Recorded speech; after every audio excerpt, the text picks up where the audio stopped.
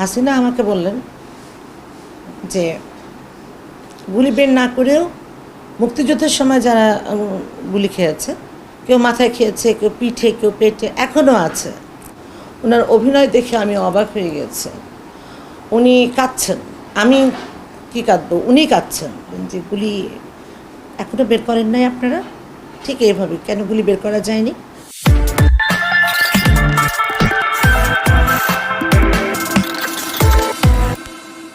হ্যাঁ, এই সাইডে গুলি, এই সাইডে আরেকটা আছে, নল লাগানো হয়েছে, এই যে পুরো পেটটা একেবারে ঝাঁঝরা করে ফেলছে এই অবস্থা। তো সেই ক্ষেত্রে আমি কিভাবে স্থির থাকি আপনারা বলেন? আমার তো একটা মাত্র ছেলে, আমি কিভাবে স্থির থাকবো? আমার বাচ্চাটা যখন ব্যথায়, যখন চোখ কুচকায় যায়, তখন তো আমি দেখি এটা। আমি একটা কথাই বলবো যে আমার বাচ্চাকে বাংলাদেশে ট্রিটমেন্টটা না করে ওকে বাইরে নিয়ে যে ব্যবস্থা করা হোক। বাইরে নিয়ে গেলে তবুও আমি একটু আশ্বাস পাবো। হ্যাঁ, এই ব্যবস্থাটা খেলে ওনারা করে দেয় প্রত্যেকটা সন্তানকে যারা এই অবস্থায় আছে। হ্যাঁ, কারণ এই বৈষম্য বিরোধী ছাত্র আন্দোলনে যারা গিয়েছিল, যারা গিয়েছে, অনেকে ইচ্ছা করে গেছে, অনেকে অনিচ্ছাকৃতভাবে গিয়েছে, কেউ দেখতে গিয়েছে, যেমন আমার বাচ্চা দেখতে গিয়েছে। তো তারপরেও তো আজকে এই সমস্যায় তারা জর্জরিত। তো আমি বলবো যে তাদের জন্য অবশ্যই সরকারের দৃষ্টি আকর্ষণ করবো যে উনি যেন এই ব্যাপারটা দেখেন। প্রয়োজনে যদি বাইরে নিয়ে যাওয়ার দরকার হয়, তাদেরকে বাইরে নিয়ে যাওয়া হোক। কারণ ডাক্তাররা নিজেরা যেহেতু বলছে যে এটা কেসটা খুব ডিফিকাল্ট, সেই ক্ষেত্রে আমি বিশেষ করে আমার সন্তানের জন্য এটা কখনো কোনোভাবে ভরসা পাচ্ছি না যে এটা বাংলাদেশের ট্রিটমেন্টটা হোক। এই ভরসাটা আমি কখনোই পাচ্ছি না। ডাক্তাররা যদি ভরসা, ওনারা যদি বলেন যে হ্যাঁ এটা বাংলাদেশেই আমরা এটা করে দিতে পারবো, এটা কোনো সমস্যা নেই, এটা বাইরে নিয়ে যাওয়ার কোনো দরকার নেই, তাহলে ঠিক আছে, ওকে ফাইন, দরকার নেই। কিন্তু আমার কথা হচ্ছে, আমি তো 4টা হসপিটালে গিয়েছি। হ্যাঁ, তাদের এক একজনের ভাষ্য এক এক রকম। এই জন্য আমি এই সব কথার উপর ডিপেন্ড করি আমি বলছি যে আমি এই রিস্কটা কোনোভাবে নিতে চাচ্ছি না।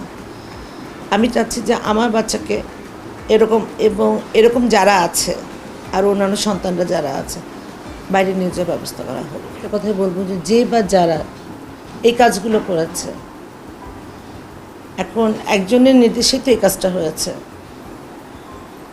এই শেখ হাসিনা, আমি হসপিটালে থাকতে উনি গিয়েছিল ওখানে। এখন আমি ওনার কোনো খারাপ বলবো না, কারণ ওনার এগুলো অনেকেই দেখেছে। ওখানে যারা সেদিন ছিলাম, আমরা 14 জন ছিলাম নিচে ইমার্জেন্সিতে। উনি 14 জন আহতকে দেখতে এসেছিলেন। উনি খুব সূক্ষ্ম এবং খুব সুন্দরভাবে উনি অভিনয়টা করতে পারেন। ওনার অভিনয় দেখে আমি অবাক হয়ে গেছি। উনি কাঁদছেন, আমি কি কাঁদবো, উনি কাঁদছেন, উনি চোখ মুছছেন, উনি কাঁদছেন। উনি আমাকে জড়ায় ধরে বললেন, আপনি একদম টেনশন করবেন না, আমরা দেখছি ব্যাপারটা। আচ্ছা, তারপরে যেটা হচ্ছে, আমি বললাম যে আমার ছেলে খুব ভালো ফুটবল খেলে, ও ছোটোবেলা থেকে খুব খেলাধুলা করে এবং ফুটবল খেলতে খুব ভালো, মানে ফুটবল খেলে। তো আমার ছেলে তো এখন আর আগের মতো, কারণ ডাক্তারদের কথা যে ও এখন আর আগের মতো সেটা পারবে না। এই যে এই কষ্টটা আমি নিয়ে কীভাবে থাকবো বলেন আপনি? ও গুলি তো এখনও বের করা হয়নি। উনি সাথে সাথে তখন ডাক্তারের দিকে তাকিয়ে বললেন যে গুলি এখনও বের করেন নাই আপনারা। ঠিক এইভাবে কেন গুলি বের করা যায়নি?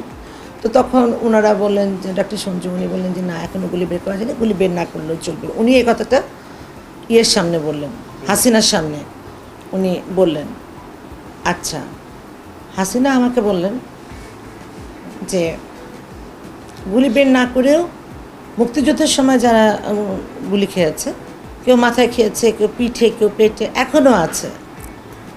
কিন্তু উনি একজন শিক্ষিত মানুষ হয়ে কিভাবে উনি এই কথাটা বলেন যে বুলেট নিয়ে, মানে শরীরে বুলেট নিয়ে থাকা যায়, সেটা পিলেট বলতে পারে উনি বুলেট বলতে পারেন না, কারণ বুলেটটা হচ্ছে সাইজে বড় আর পিলেটটা হচ্ছে ছোট, যেটা ছড়াগুলি, এইটা শরীরে থাকতে পারে, কিন্তু কোনো বুলেট থাকতে পারে? কোনো ডাক্তার আজ পর্যন্ত বলবে না যে কোনো বুলেট নিয়ে শরীরে নিয়ে কোনো কেউ বেঁচে আছে।